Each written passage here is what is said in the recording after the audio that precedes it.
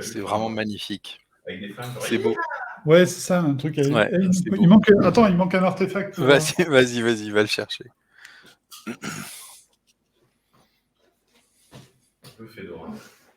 C'est pas un Fedora. Je mets un coup de pied dans le PC, ça va pas le faire. Oh, mais dis donc, mais t'es un peu costumé.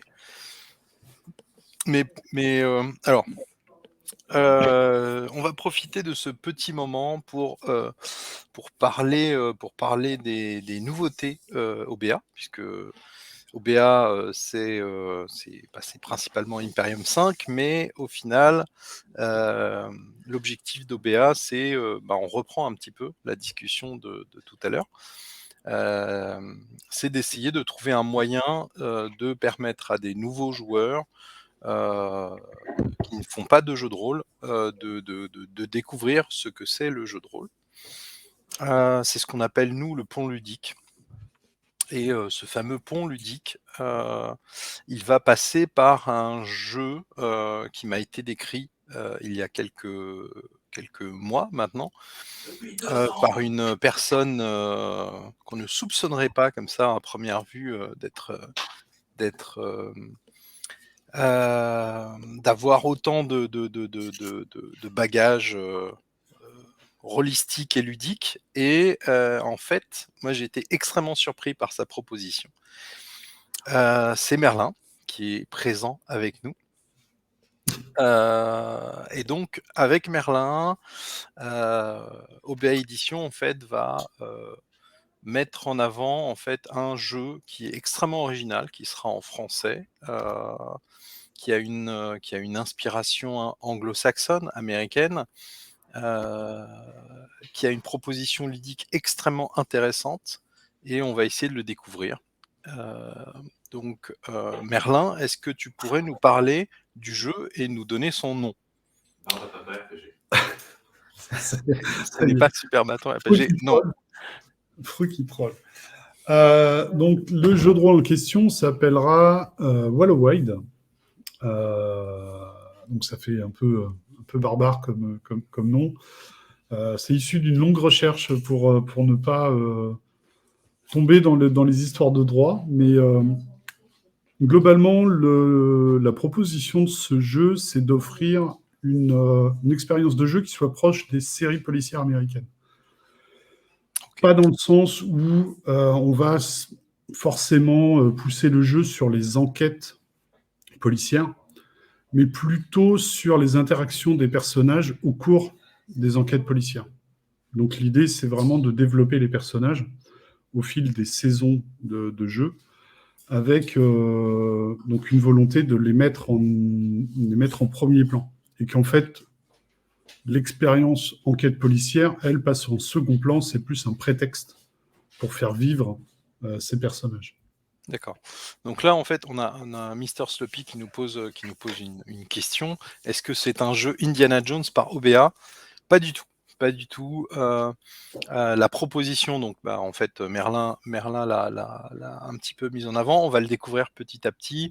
On est dans un environnement, d'après moi, plutôt réaliste, orienté série américaine. Tu peux nous parler un peu du contexte géopolitique, géographique, historique de ce jeu qui va être un peu policier? Ouais. Alors, l'idée, c'était de reprendre. Il y a une série qui m'a beaucoup marqué ces dernières années, parce qu'il y a quand même pléthore de séries américaines. Non, série. Tu peux te coucher. Ça, c'est à chaque fois, j'y ai droit. Dès que tu parles de série, c'est fini. Donc, il y a pléthore de... Laisse maman tranquille. C'est pas gagné. Hein. C'est pour ça qu'on a pris 1 heure pour parler d'un truc qui va durer. C'est ça, il y a des gens derrière, il y a des perturbateurs. Ouais.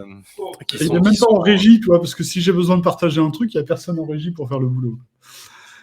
Donc, il y a pléthore de séries américaines qui pourraient amener ce développement, mais il y en a une qui me plaisait énormément en termes d'ambiance, en termes de personnages, et qui pour moi, a motivé l'écriture de JDR, c'est Longmire. Longmire, c'est une série dans laquelle on suit les enquêtes d'un shérif, Walter Longmire, dans un Wyoming, dans un petit comté du Wyoming qui s'appelle Absaroka, et qui offre une ambiance. Cette série offre une ambiance policière donc très marquée,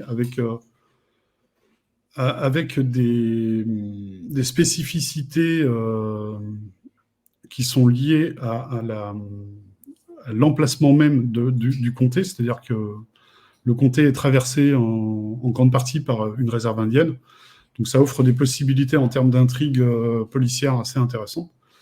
Il y a énormément en fait, de positionnements et de propositions juridictionnelles qui vont générer énormément d'histoires.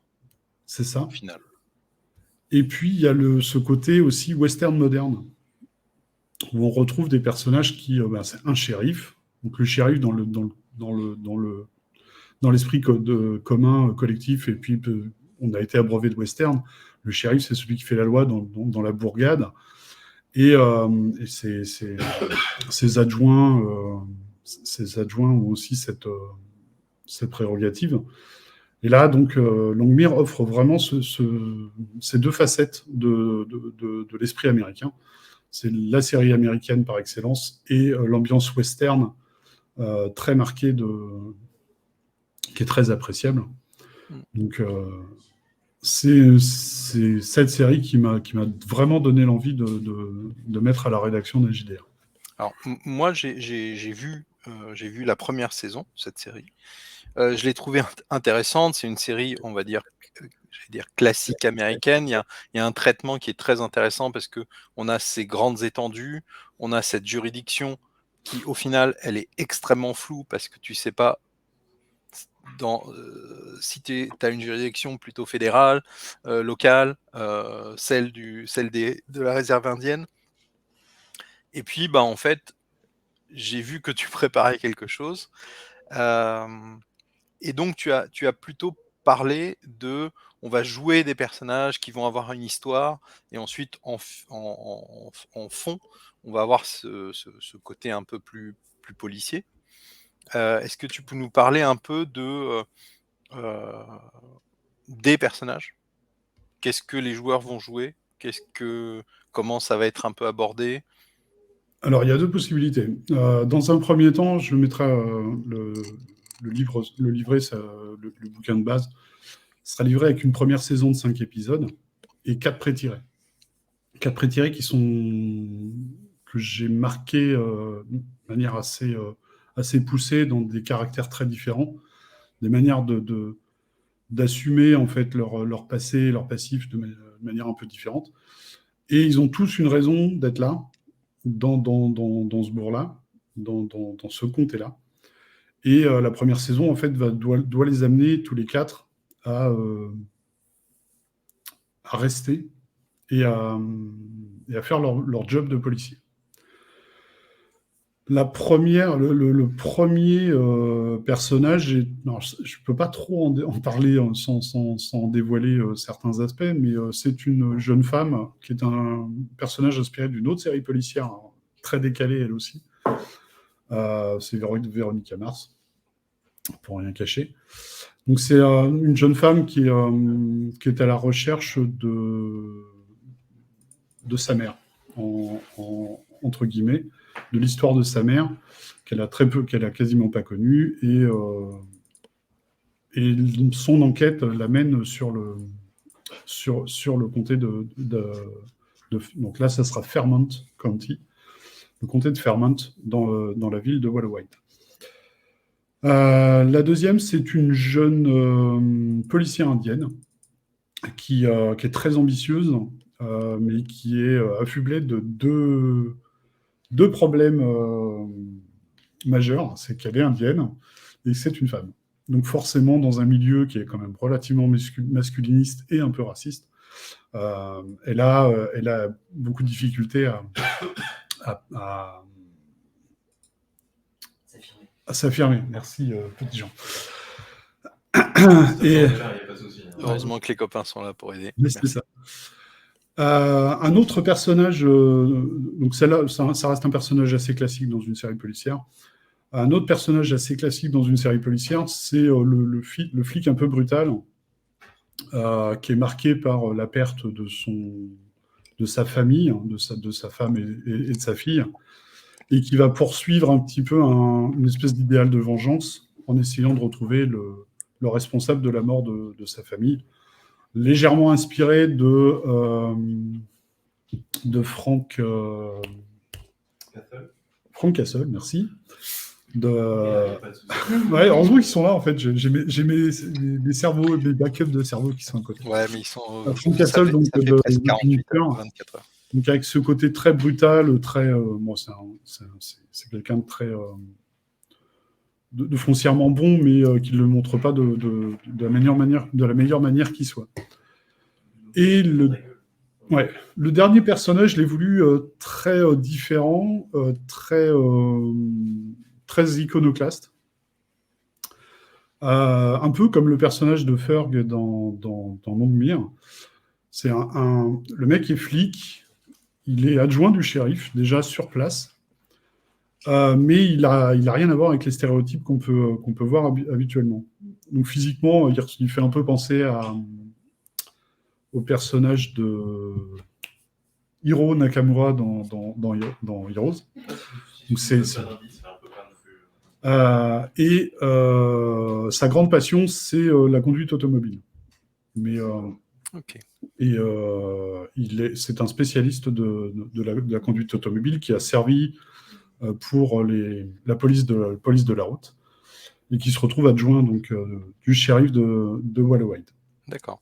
Donc là, en fait, on a grosso modo cette proposition ludique avec un environnement qui est très très particulier, une orientation de narration centrée sur les personnages, une préparation d'une campagne ou d'une saison de série plutôt, en 6 épisodes.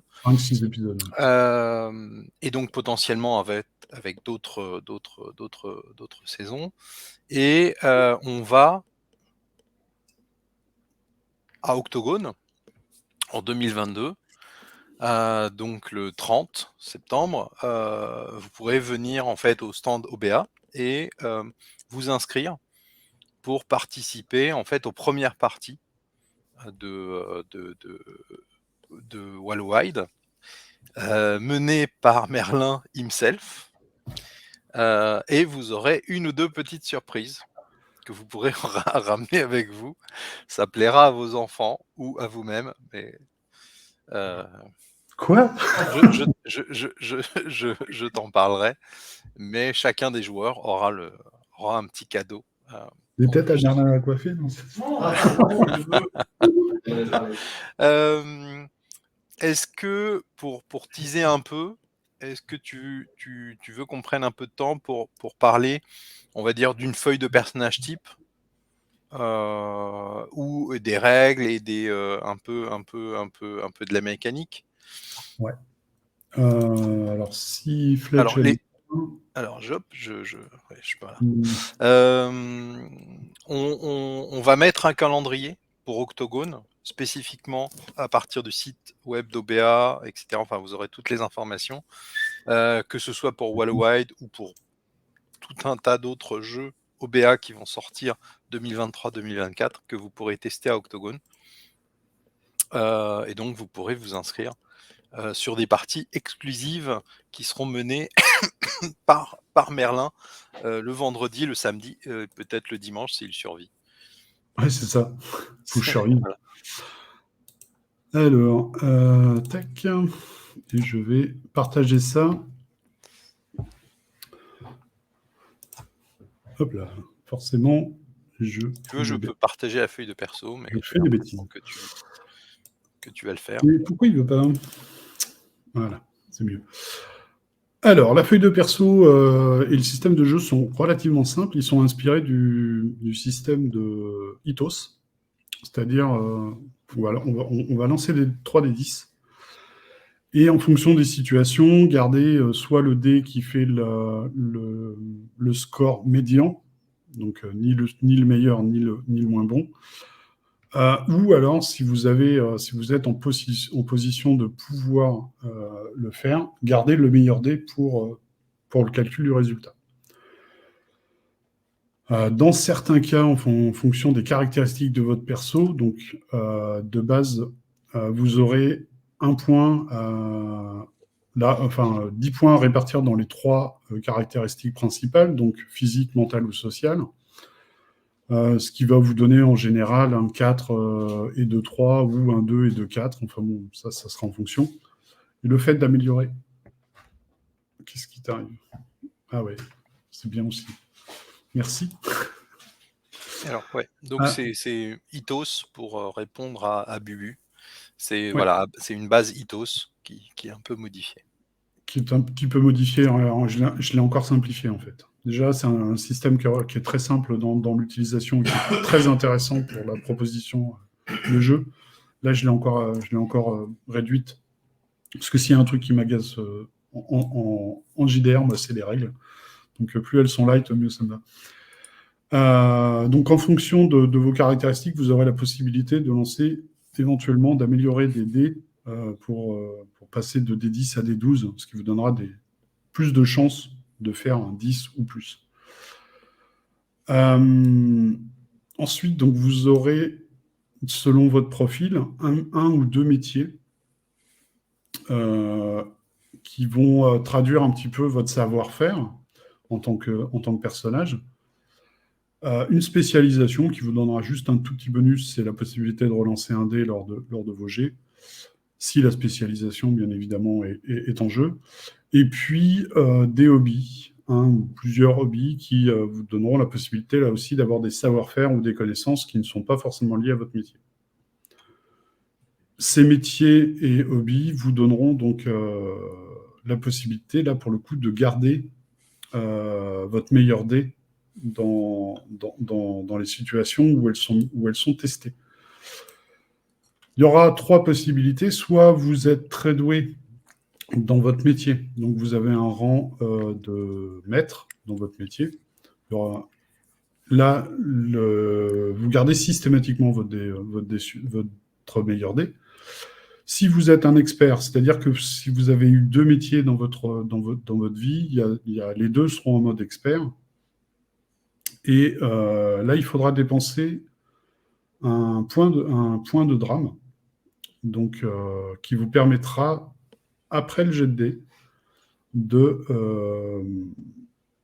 garder votre meilleur score, sous condition quand même d'apporter un peu de roleplay et de justification. Il y aura toujours cette idée de motiver un petit peu le fait que vous ayez vraiment un certain talent dans votre métier, dans votre profession ou votre hobby.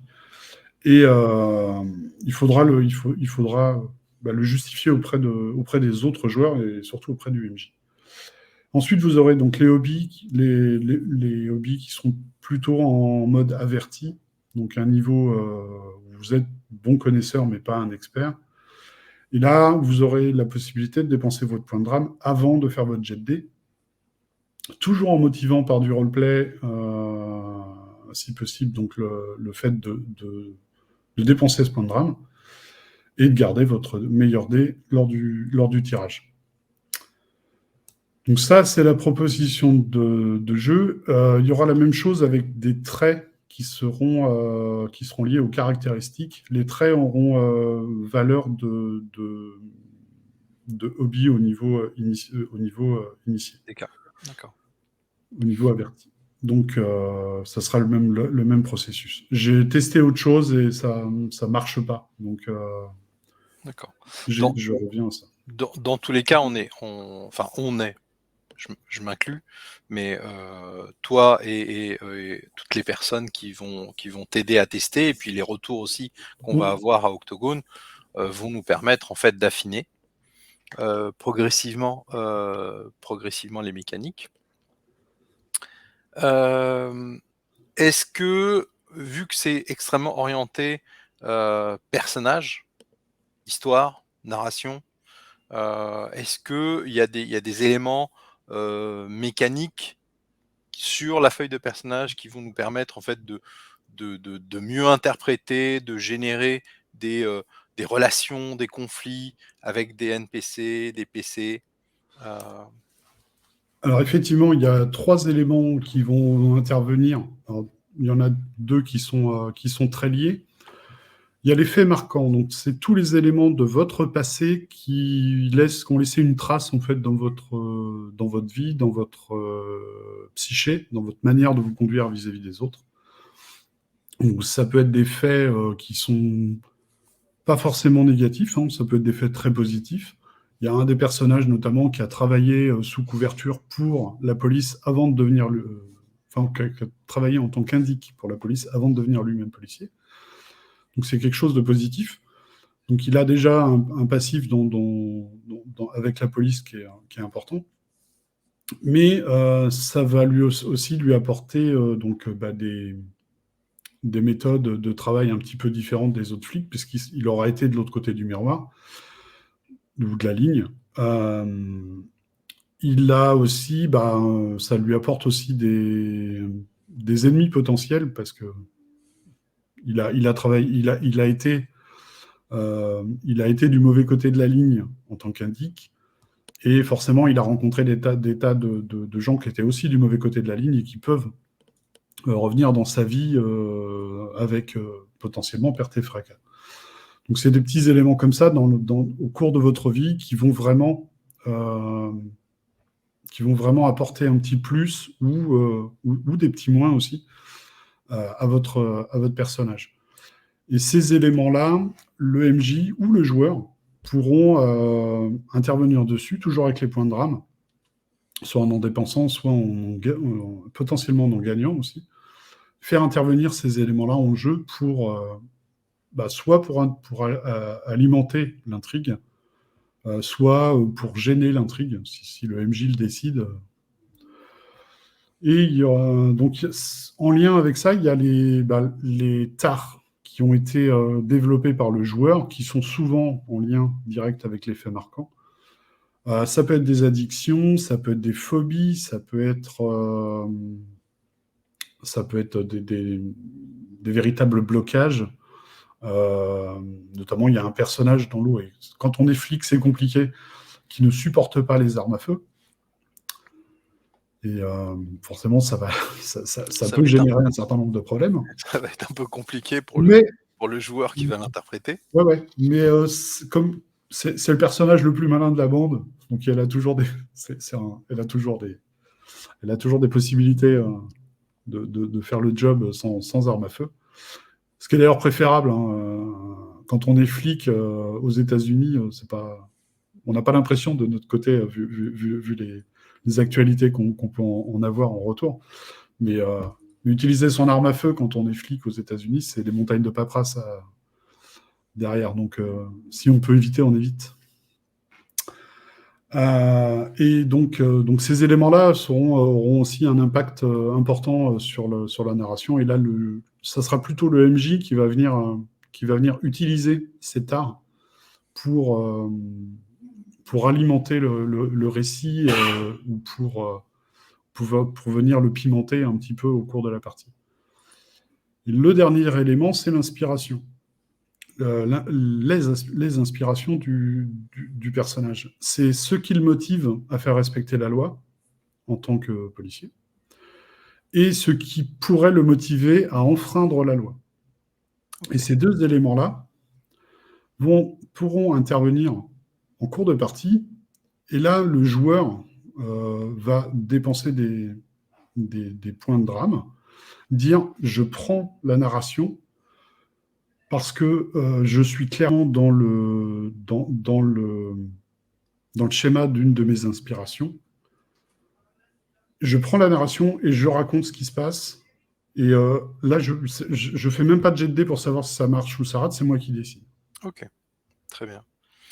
Donc, il y a véritablement, en fait, mécaniquement, entre guillemets, du moins des conseils, des orientations, des choix de la part de l'auteur, donc de ta part, de permettre en fait aux joueurs et aux meneurs d'informer la table de la manière d'avoir en fait un espèce de partage de narration et de narration qui peut évoluer selon le choix des joueurs et selon leur tard, selon leur histoire. Alors on va sauter un peu du coq à l'âne, mais Mister Sloppy a posé une question qui me paraissait assez intéressante, que je t'ai déjà posée, auquel Ouais. tu m'as déjà En fait, on répondu. pose systématiquement. Exactement. Et je trouve ça assez intéressant. Donc, alors, le jeu sera-t-il strictement ancré dans le terre-à-terre ou y a-t-il une touche tenue de surnaturel en lien avec la culture indienne? Je te laisse répondre et moi je donnerai, j'allais dire mon avis non, mais Alors, mon point de vue. dans mon premier réflexe, ça serait de répondre non. Il n'y aura pas de surnaturel. En revanche, après avoir réfléchi à un scénario notamment, je dis que ça serait quand même dommage de ne pas exploiter effectivement la culture amérindienne, les croyances, les cultes des natifs américains. Donc, forcément, il y a un moment où, dans l'histoire, ça peut intervenir. Alors, je ne parle pas forcément de... comment ça s'appelle Et tu Ah, demandes à tes zut. autres cerveaux. Ouais, Ils dorment. les créatures mythiques amérindiennes, c'est Windigo, Chupacabra et compagnie. C'est un truc qui est énormément utilisé dans la série d'origine où la culture indienne est très présente. Ouais. Est-ce qu'il y a des masques? Mais c'est possible. Ça, c'est possible. Il y aura forcément, à des moments, des enquêtes qui seront liées à ces mythes. Maintenant, libre aux MJ en particulier d'apporter soit des réponses, je dirais, scientifiques, soit de laisser toujours planer un côté mystique et un côté surnaturel. Là, l'idée, en fait, j'irai pas jusqu'à Outer Range, c'est-à-dire la série qui se passe au même endroit, dans le Wyoming, avec cet esprit aussi d'enquête et de grands espaces un peu western, moderne, qui là, lui, pose carrément au milieu d'un champ un phénomène paranormal complètement assumé, où j'irai pas jusque-là. D'accord. Est-ce qu'on peut... Mais ça Alors peut ça, s'envisager. c'est mon point de vue de joueur, hein.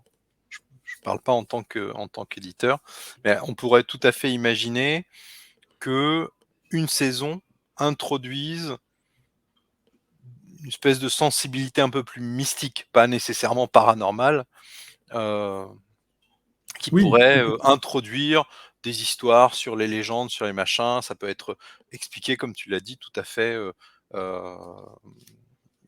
d'autant que scientifiquement.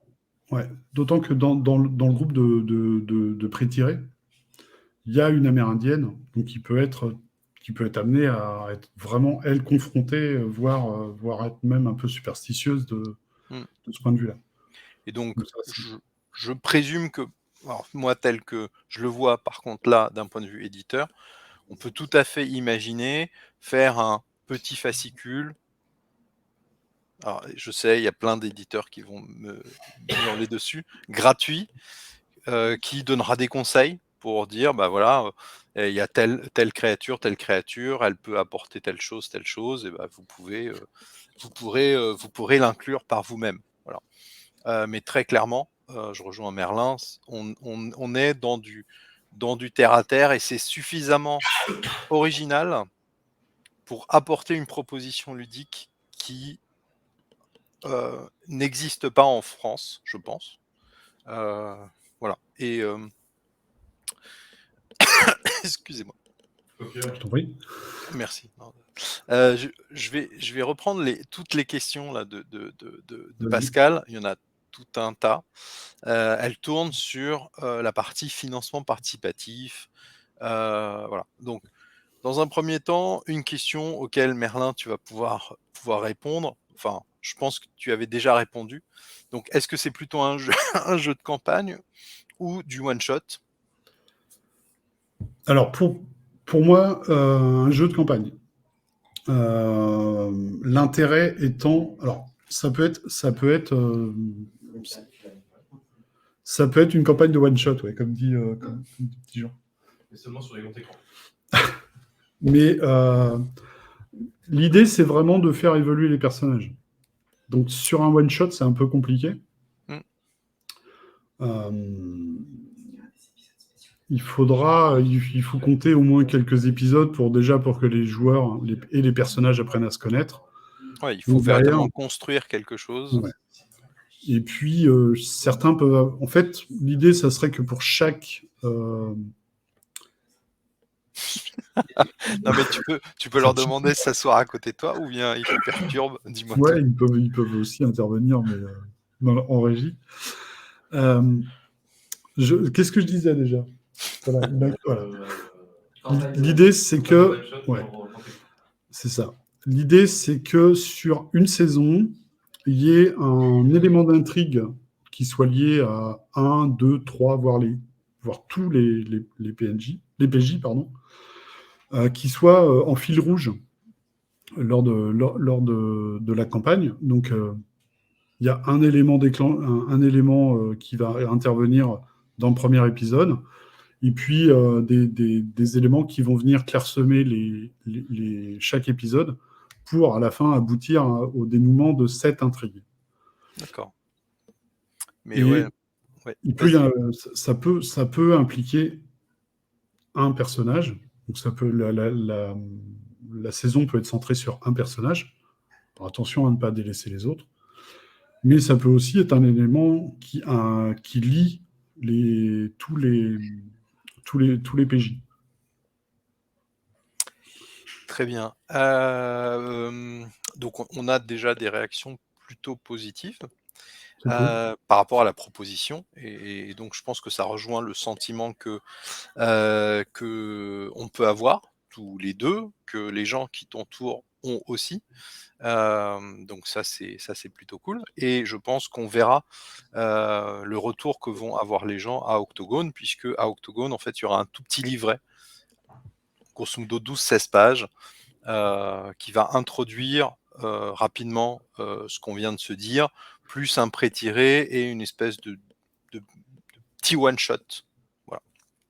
Et donc ce sera mené par Merlin.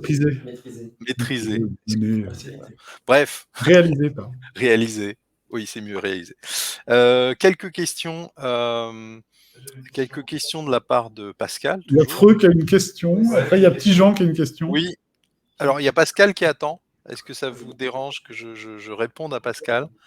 Moi, c'est pour nos amis belges. Est-ce qu'il y aura un setting en Belgique et alors, du côté de Charleroi, parce que pour faire du western, c'est ce qu'il y a de mieux. Alors, du coup, on a l'histoire du setting belge. Effectivement, c'est parti d'une blague l'autre soir. Ça s'appellera Wallonie Wide.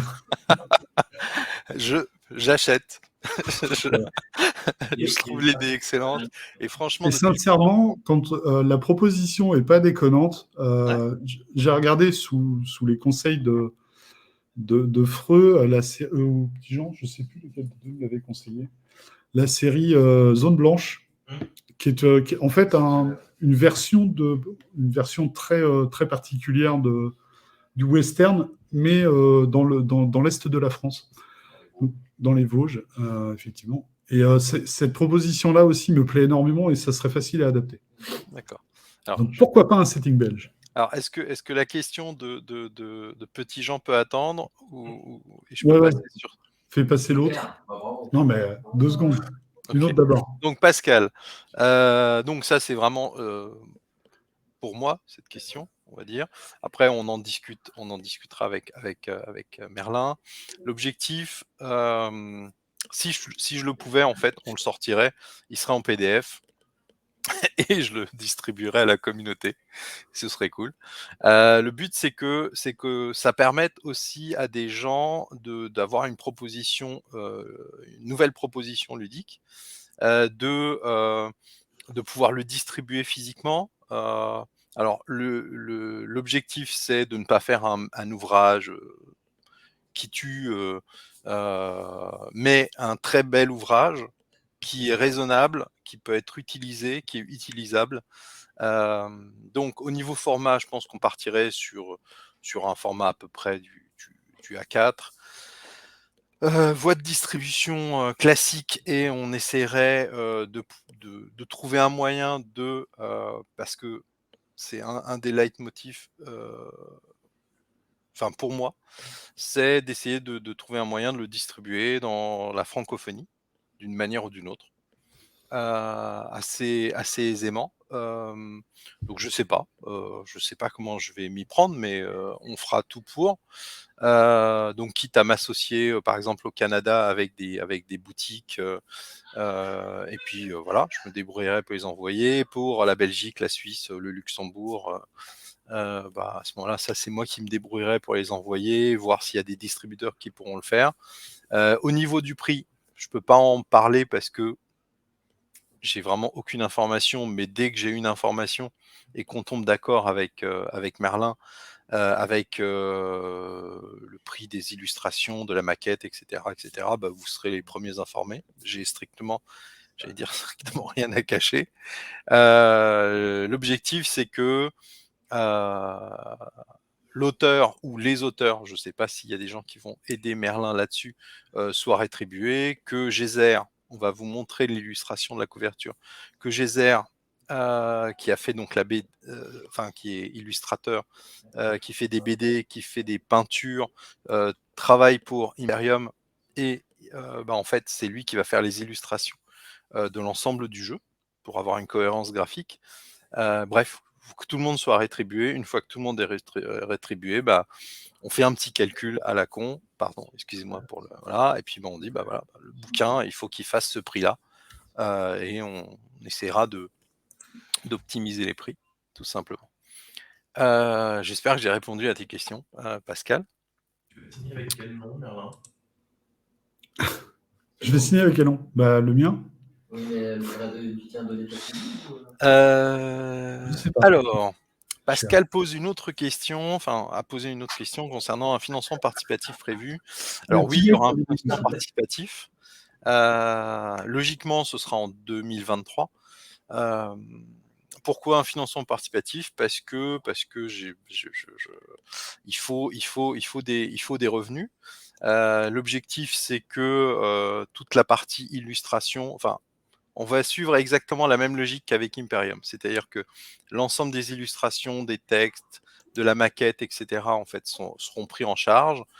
Si derrière le financement participatif permet de rémunérer l'auteur, de rémunérer les illustrations complémentaires, supplémentaires, et l'imprimeur, ça permettra aussi potentiellement d'améliorer la qualité du bouquin, de faire une distribution un petit peu différente, de créer du transmédia, de pouvoir le diffuser potentiellement sur les pays étrangers beaucoup plus facilement. Voilà. Le financement participatif, il sera là pour soutenir le projet, mais dans tous les cas, OBA Édition le sortira. Voilà. Qu'est-ce qu'on a d'autre comme question? Voilà, je crois que c'est tout. Donc Petit Jean, il en a une. On va repasser à la question de Petit Jean. Voilà. Bonjour. Petit Jean. Je m'appelle Petit Jean. Alors, est-ce que ton collègue peut te répondre, ou est-ce que c'est une question qui peut intéresser en fait les 42 personnes qui te regardent? En fait, c'est une vraie question. C'est sur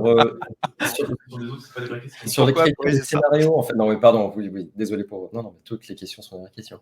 Non, c'est sur l'écriture des scénarios, la manière dont ils sont construits et dont ils vont être maîtrisés. Est-ce que ça va être vraiment calibré pour que les séances ressemblent à des épisodes d'une série, c'est-à-dire qu'ils vont être rythmés, découpés par scène, où le MJ aura la tâche de dire au bout d'un moment, bon, la scène coupe maintenant, je passe à une scène suivante, voilà, vous avez fait ou trouvé ce qu'il y avait à faire dans cette scène, dans les interactions, sans être chronométré. Est-ce que ça va être vraiment rythmé, découpé comme ça pour vraiment ressembler à une série? C'est une excellente question. Eh oui. C'est vrai que j'en ai pas parlé. Merci, Petit Jean. Dans mon idée, les parties doivent pas durer plus de 4 heures. Donc, des parties plutôt courtes pour une soirée. 3h30, c'est l'idéal. Et effectivement, le rôle du MJ va pas être simplement d'être le narrateur de l'événement, ça va être aussi le réalisateur. Et j'ai testé déjà le concept avec 2 joueurs qui ne sont pas du tout habitués à jouer. Il a testé quand vous êtes les premiers. Il y a 2 ans. Tu te calmes. Il y a 2 ans, on devait le tester ce jeu. Hein.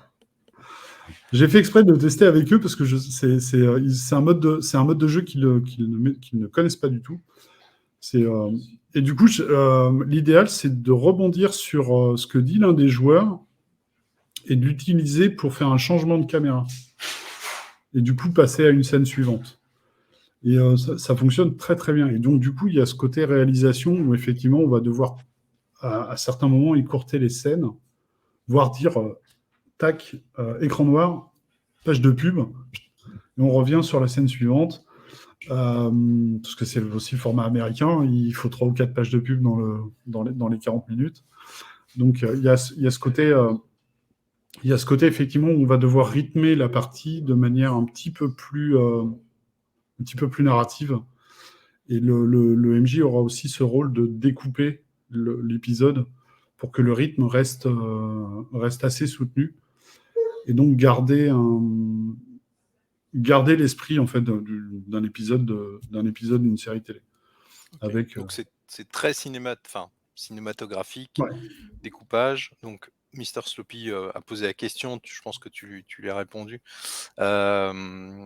Donc, et puis il rajoute donc visiblement à la fiasco.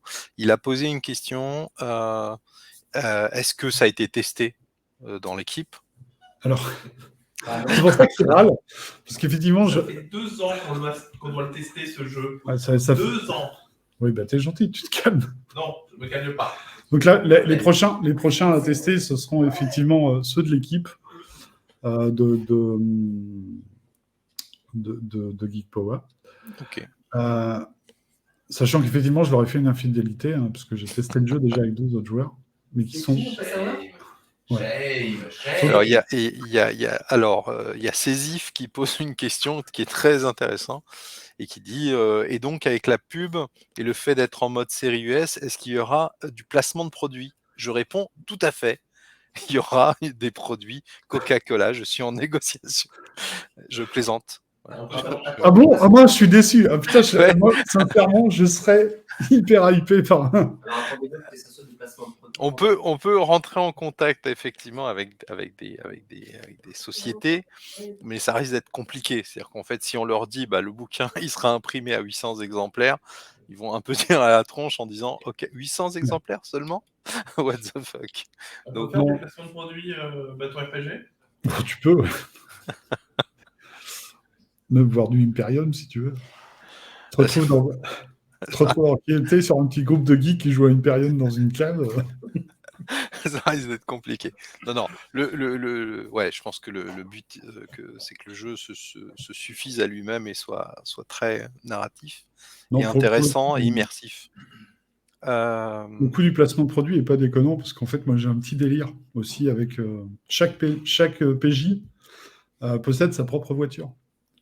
Et forcément, il faut trouver une voiture qui correspond un peu à l'esprit à la mentalité, à l'esprit du joueur, donc forcément du personnage.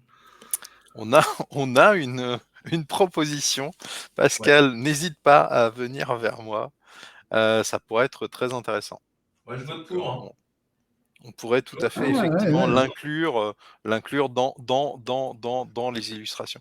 Je vais en profiter parce il nous reste que très peu de temps. Donc, au niveau des illustrations des illustrateurs, en fait, il y en aura qu'un seul, logiquement, ce sera Geyser. Potentiellement, on passera par d'autres graphistes ou d'autres illustrateurs pour peut-être la partie un peu graphique, voilà. Enfin, graphique des plans, voilà. Mais sinon, on a déjà commencé à réaliser la couve de ce qui sera le fascicule d'introduction qui sera disponible à Octogone et on peut vous le partager. Merci de partager le lien de Geyser. Alors, logiquement, voilà. Voilà, donc ça, ce sera pas la couve finale, d'accord? C'est véritablement